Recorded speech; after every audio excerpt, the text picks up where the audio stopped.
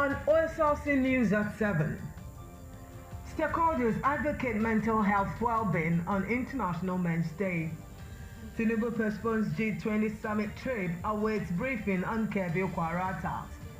Police seal PDP headquarters as rival factions battle for control. And from the foreign scene, Israeli strike kills 13 in Palestinian refugee camp near Lebanon.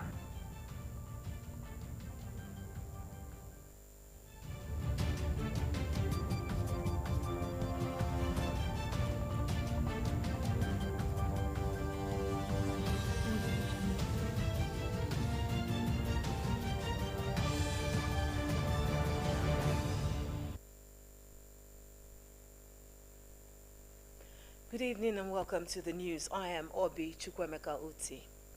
Today is International Men's Day, a global observance dedicated to highlighting the contributions, challenges, and overall well-being of men in society.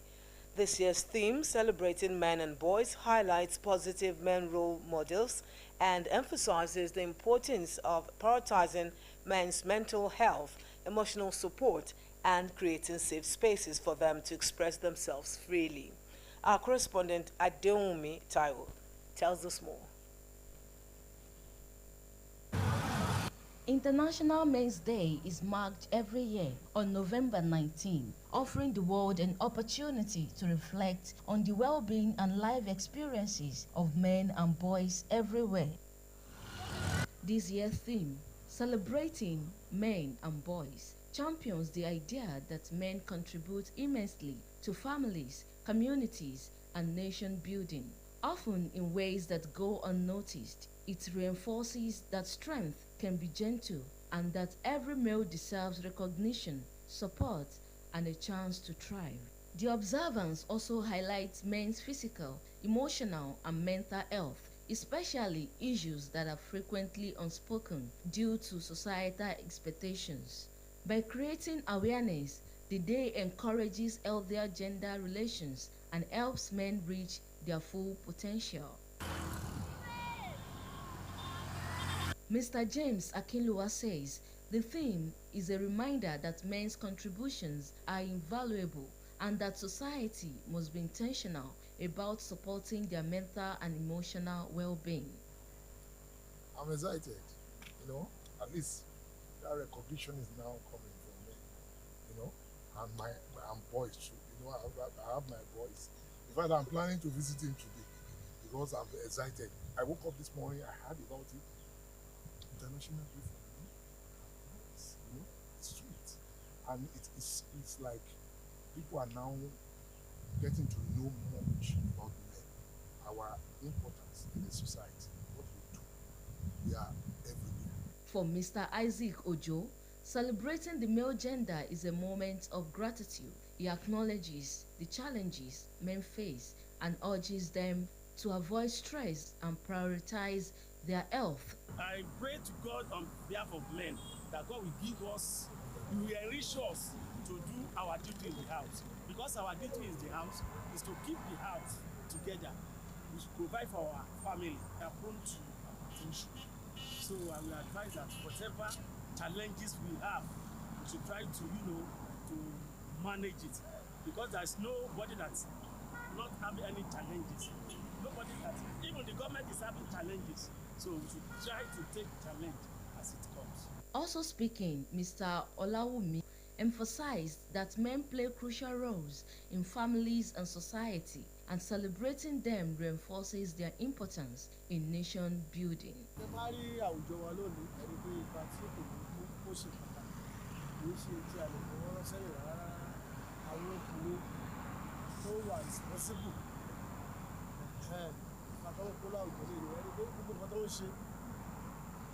About 90 to 98%.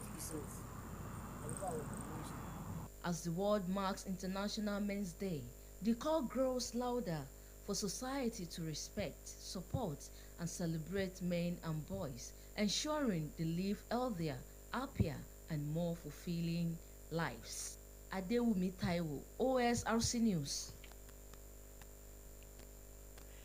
President Bola Tinubu has postponed his scheduled trip to Johannesburg, South Africa and Luanda, Angola, as he awaits further security briefings on the kidnapped Kebbi schoolgirls and the attack on Christ Apostolic Church worshippers in Eruku, Kwara State. In response to the request by the governor of Kwara State, President Tinubu has ordered the deployment of more security men to Eruku and the entire Ekiti local government area of the state, and directed the police to go after the bandits who attacked worshippers.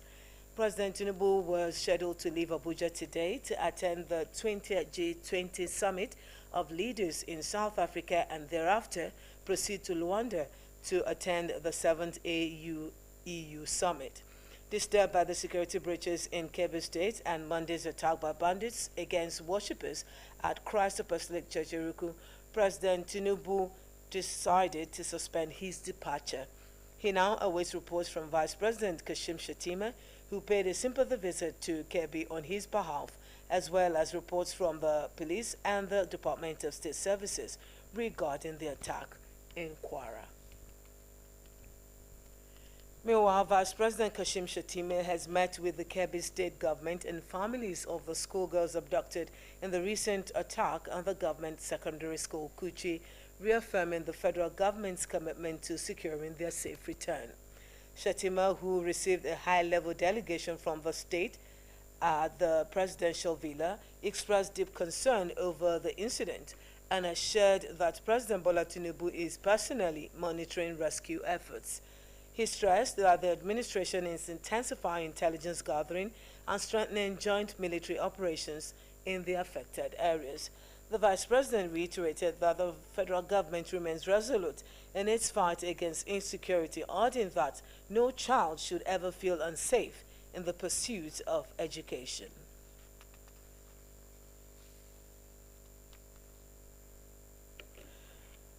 In the meantime, the chairman of Danko Wasagu local government area, Hussaini Aliyu, has refuted the claim by U.S. lawmaker Riley Moore, alleging that the abduction of the MAGA schoolgirls occurred in a Christian area. Aliyu stated that all the abducted schoolgirls are Muslims and urged the lawmaker to desist from making unverifiable statements capable of dividing the nation along religious or ethnic lines at a time when government efforts are focused on rescuing the girls. He noted that the Zulu Emirate, under which the MAGA community falls, had never experienced a religious crisis. He wondered why the U.S. lawmaker chose to make comments that portray Nigeria in a negative light. You're watching the news. We'll go on a commercial break. When we return, we'll serve you more stories. Please don't go away. Missy, calm down now. Now the babe they look, we don't me they look am. I don't be the close eyes they work now. What did they do you? Call her Alpha. Talk to Kola. But she don't believe that she be my only babe. Hello, Bisi. She don't cut call. Now, what's happen now? Now so she they do. She go say make I no follow babe. Talk, make I no look babe. Impossible. Bro, Sabek, calm down now. Don't mind them. I go call you for phone. No be, bro. Hello. Make I not lie you. That babe said she fine. I even call her number. We even come out, but we don't do anything. We just dance.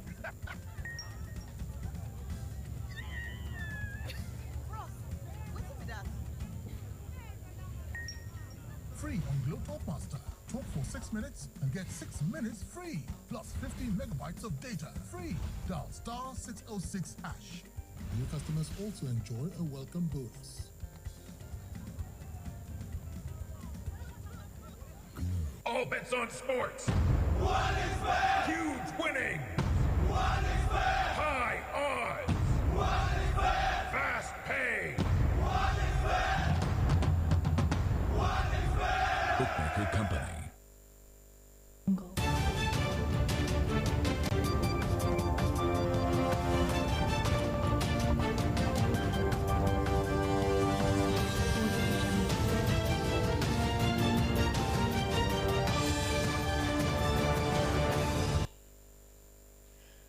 Thank you for rejoining us. You can watch us live on our website, www.osrc.ng, or follow us on Facebook at OSRC TV. And on YouTube, you can subscribe to our channel, OSRC TV Undo. Now to politics. Armed police operatives have sealed off the national headquarters of the People's Democratic Party (PDP) at Watada Plaza, Garki, Abuja.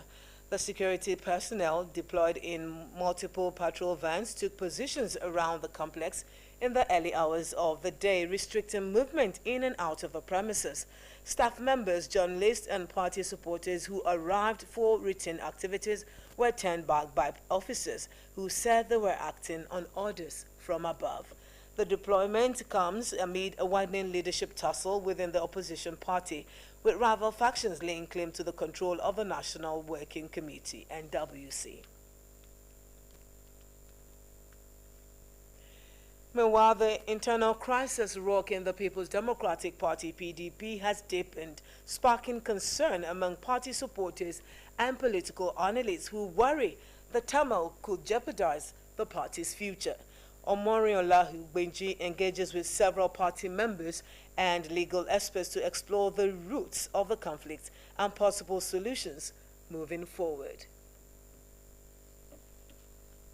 The PDP, once Nigeria's most powerful political force, has been embroiled in persistent internal conflicts for years, creating deep divisions and uncertainty about its future direction. Leadership battles, conflicting court rulings, and unresolved grievances have compounded the party's challenges. Court decisions from Abuja to Oyo aimed to resolve disputes over executive roles and internal processes, but parties' delay and refusal to implement these rulings have only deepened the crisis. A former governorship aspirant in Ondo State, Babatunde Faro, voiced dissatisfaction with the ongoing crisis within the People's Democratic Party. He lamented that the prolonged turbulence is taking a heavy toll on loyal members across the party's various chapters, affecting their morale and commitment.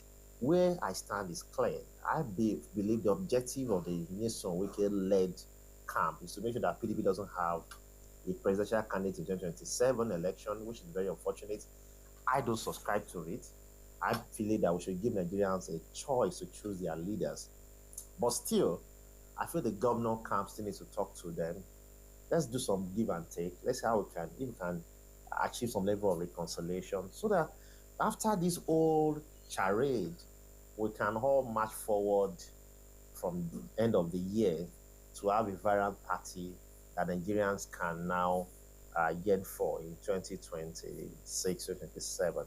Former Director of Media and Publicity for the PDP, Leye Igbagbo, says the party's turmoil has moved beyond a typical crisis and has reached a compromise level driven by selfish ambitions of a few leaders. He described the recently concluded convention as the party's funeral and warned that the unfolding events expose a deeper leadership problem that must be addressed decisively. As it is today, it is unfortunate that the PDP crisis has graduated from the crisis level to a compromise level, where the people within, party leaders, stakeholders, who are expected to defend the integrity of the platform, are now being used by other external influence to destroy the party, and that's compromise. So under these circumstances now, it's only divine intervention at that level that can help. Legal analyst Oladele Oke says the PDP's crisis is deepened by its refusal to obey key orders. He pointed out that ignoring rulings from Abuja and Oyo has heightened the internal friction and could jeopardize the party's prospects in the upcoming general election. Legal practitioner, an order is an order, whether it was made as party or on notice, as long as it's an order that emanated from a legitimately constituted judicial body. It is binding. It is binding to that effect. Now, PDP is now in a state of quagmire. Those who had procured or who had gotten the judgment or the order from the Oyo State High Court are now saying that no, this order legitimized our activity, that we can proceed to do national convention. But the question is, can you put something on daunting and you expect it to stand? The Federal High Court order had come earlier before the Oyo State High Court.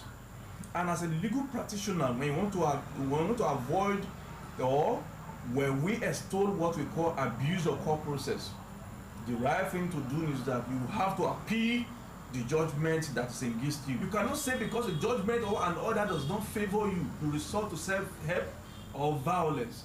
That will constitute anarchy. It's an invitation, it's an open invitation to anarchy. The recent power struggle at the PDP Secretariat in Abuja, where party stalwarts demonstrated dominance, has cast doubt on the possibility of the party healing its divisions anytime soon. Despite ongoing calls for stakeholders for dialogue, transparency and adherence to due process remain the only viable path to restoring unity within the party. Omoyola Mbiji, Osrc News.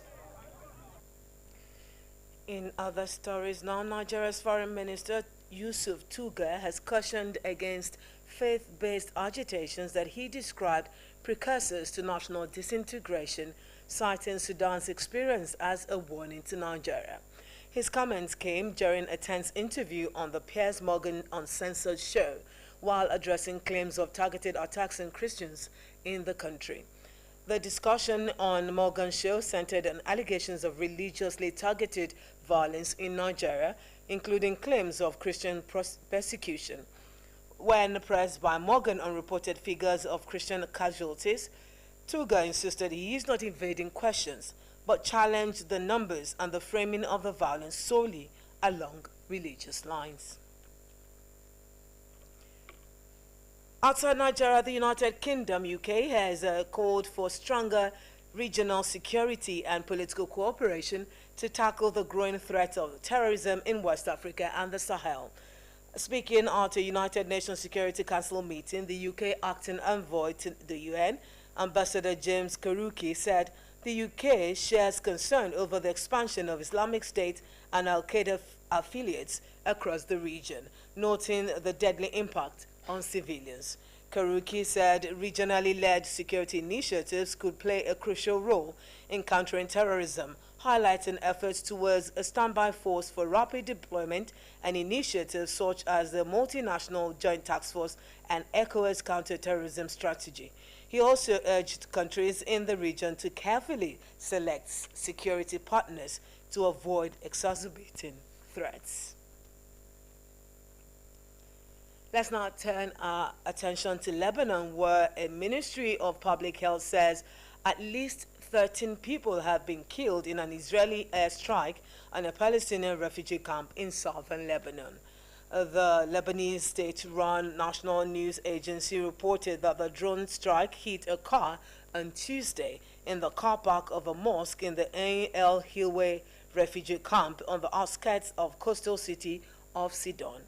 Israel said it struck members of the Palestinian armed group Hamas who were operating in a training compound in the refugee camp. Hamas denied Israel's claim, calling it a fabrication and stressing the group doesn't have training facilities in Lebanon's refugee camps. Adeomi Taiwo has details. It's the deadliest Israeli attack in Lebanon since the ceasefire formally ended the conflict with Hezbollah a year ago. Lebanon's health ministry says more than a dozen people were killed and many others wounded. Israel says it targeted a training compound operated by Hamas, but bombing a densely populated district raises the probability of civilian casualties. A strike targeted in Al Halway camp, and this type of strike is unprecedented. There was a massacre in the neighborhood.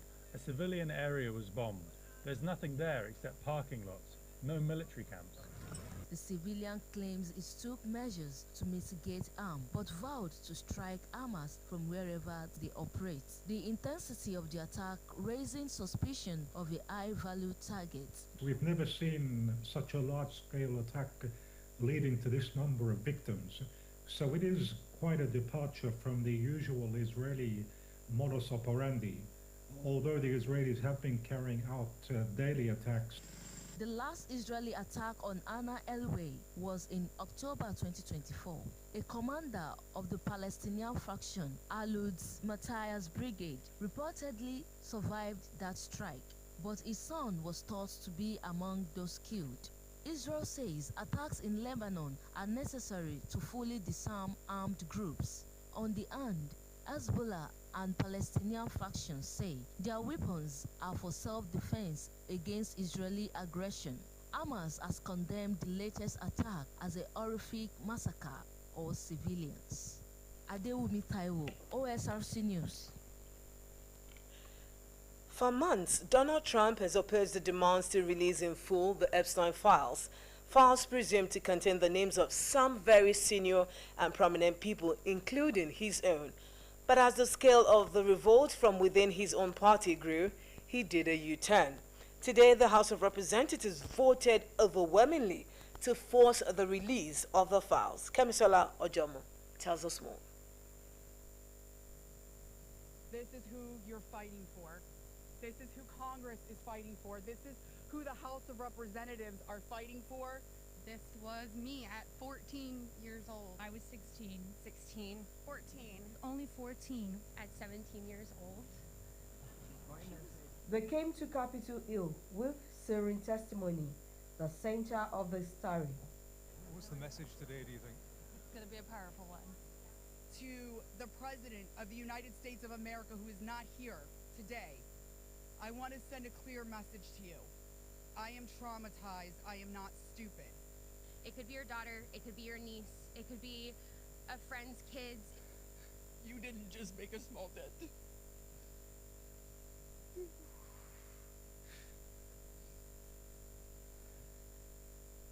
You made a monumental impact.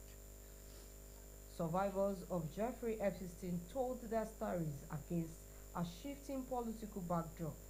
Listen to the friend turned enemy of Donald Trump, the MAGA loyalist he now calls traitor.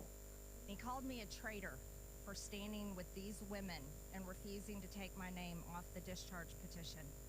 Let me tell you what a traitor is. A traitor is an American that serves foreign countries and themselves. A patriot is an American that serves the United States of America and Americans like the women standing behind me. On a landmark day at Congress, President was confounded outside and inside. This was the vote Donald Trump had long resisted. Republicans from his party bagged a near-unanimous vote to release the Epstein files. Across Washington, Donald Trump was welcoming Mohammed bin Salman, the Saudi Crown Prince. If the Epstein vote was something he didn't want to see, it was the question he didn't want to hear. Mr. President, why wait for Congress to release the Epstein files? Why not just do it now? You know, it's not the question that I mind, it's your attitude. I think you are a terrible reporter. It's the way you ask these questions. You start off with a man who's highly respected, asking him a horrible, insubordinate, and just a terrible question. And you could even ask that same exact question nicely. You're all psyched up. Somebody psychs you over at ABC. You're going to psych it. You're a terrible person and a terrible reporter. As far as the Epstein files is, I have nothing to do with Jeffrey Epstein. I threw him out of my club many years ago because I thought he was a sick pervert. Back on Capitol Hill, Donald Trump wasn't the only former Epstein associate in the frame.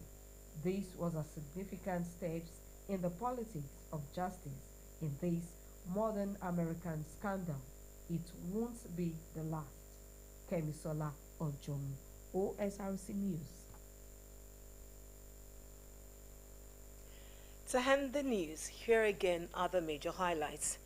As the world marks International Men's Day today, there is a growing call for society to be more intentional about respecting, supporting, and celebrating men and boys to ensure they lead healthier and more fulfilling lives. We also told you that President Bola Tinubu has postponed his scheduled trips to the G20 summit in South Africa and the AU-EU summit in Angola. The decision was made as the president awaits security briefings regarding the kidnapped Kebbi schoolgirls and the recent deadly attack on Christ Apostolic Church worshippers in Eruku, Kwara State. Also, told that police operatives have sealed off the People's Democratic Party's national headquarters in Abuja amid leadership tussle within the party.